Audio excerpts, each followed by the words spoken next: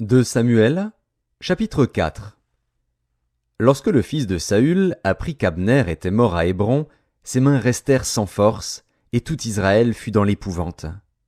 Le fils de Saül avait 2 chefs de bande, dont l'un s'appelait Baana et l'autre Rékab. Ils étaient fils de Rimon de Béhéroth, d'entre les fils de Benjamin. Car Béhéroth était regardé comme faisant partie de Benjamin, et les Béhérothiens s'étaient enfuis à Githaïm, où ils ont habité jusqu'à ce jour. Jonathan, fils de Saül, avait un fils perclus des pieds, et âgé de 5 ans lorsqu'arriva de Jizréel la nouvelle de la mort de Saül et de Jonathan. Sa nourrice le prit et s'enfuit, et, comme elle précipitait sa fuite, il tomba et resta boiteux. Son nom était Méphibosheth.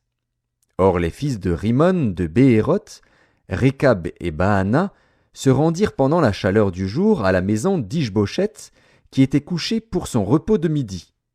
Ils pénétrèrent jusqu'au milieu de la maison, comme pour prendre du froment, et ils le frappèrent au ventre.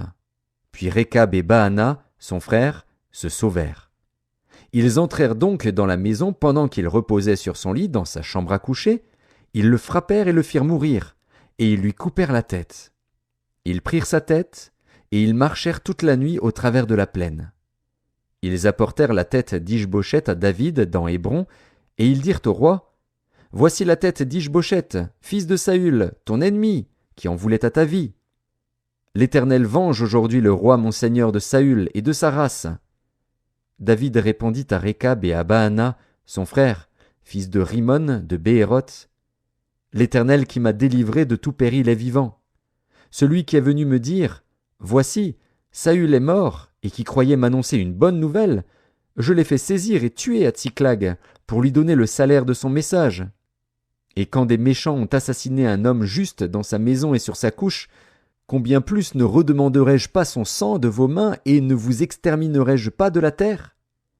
Et David ordonna à ses gens de les tuer.